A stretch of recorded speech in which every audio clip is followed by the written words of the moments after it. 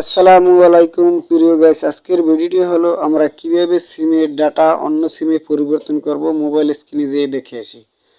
এই জন্য আমরা মোবাইল স্ক্রিনে যেয়ে দেখা গেছে আমার দেখেন এই অন সিমে ডাটা, আমি এটা কিভাবে টু সিমে এই ডাটাটা আনবো। অনেক সময় এমবি কিনলে আমরা দেখা গেছে ট্রান্সফার করা লাগে, ঘুরান লাগে, কিন্তু আমরা পারি না। এই জন্য আজকের ভিডিওটি দেওয়া। এই জন্য আমরা সেটিং এই অপশনে ক্লিক করবো। সেটিংয়ে যে আমরা প্রিয় গাইস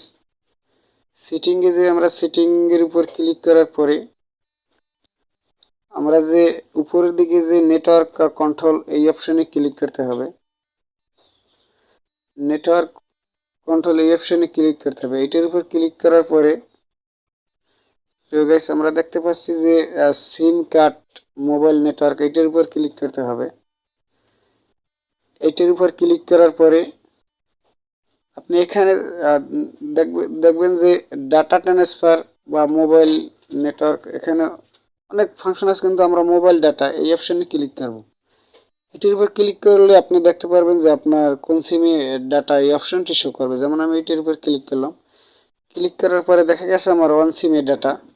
এখন আমি এই টু সিমে আনবো। এই টু সিমের লোগোর উপর ক্লিক করতে হবে।